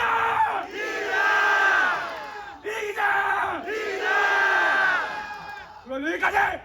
오늘 전북대학교비 전북권역 대학연합 대통령 탄핵 반대 시국선언을 마무리하겠습니다. 전북권 대학연합 탄핵 반대 시국선언 대표 이나였습니다. 감사합니다.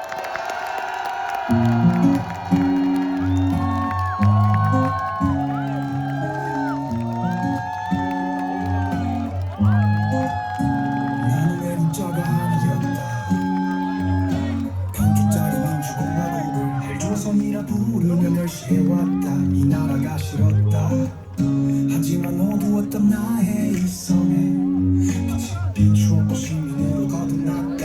나는 생각하고 행동했고 앞으로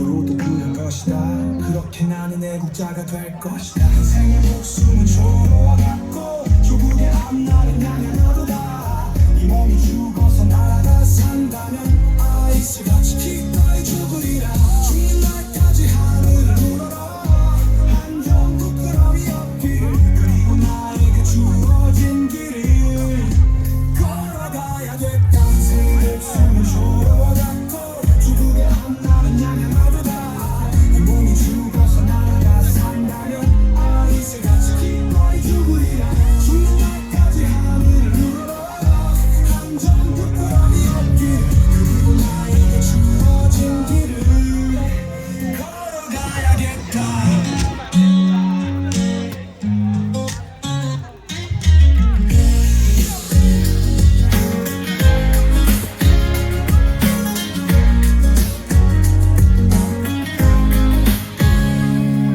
죽는 날까지 하늘을 우러러 한점 부끄러움이 없기를 입새의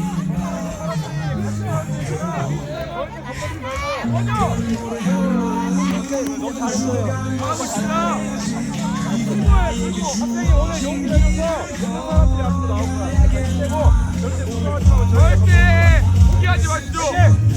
우리가 일어날 겁니다. 이런 영웅들이 어디에 숨어있다가 이렇게 나오는지 우리 윤석열 대통령님께서 띄워주신 겁니다. 고생했어요. 네, 들어가시죠. 너무 멋지십니다. 힘내세요. 끝까지 싸우겠습니다. 저희도.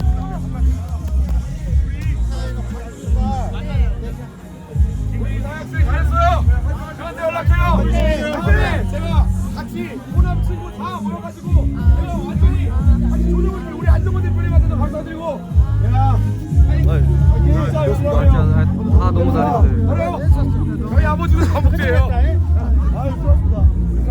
아유 고맙습니다. 조만간 식사 합시다. 같이. 아버지 아 맞다. 후배들이 번호 좀 알려줄까요?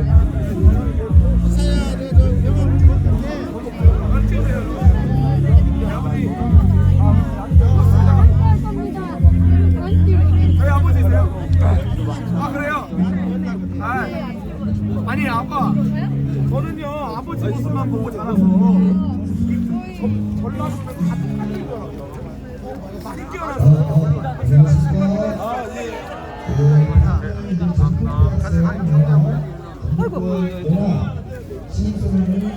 아니 서명은 어디 있어요?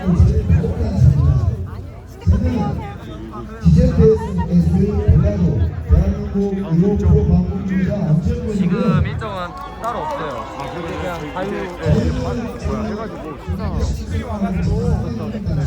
일단 사장님 지금 이걸 계속 하고 계시니까 이것 좀 괜찮아지면은 이제 얘기 한번 모여서 얘기를 해야 될 것 같아요. 네. 빼올까요?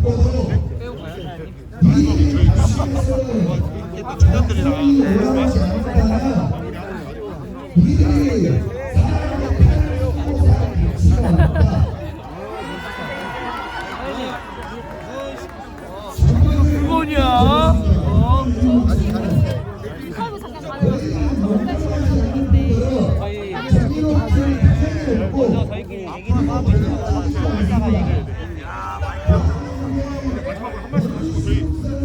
함께 하셨던 청년들이 이쪽으로 오실게요.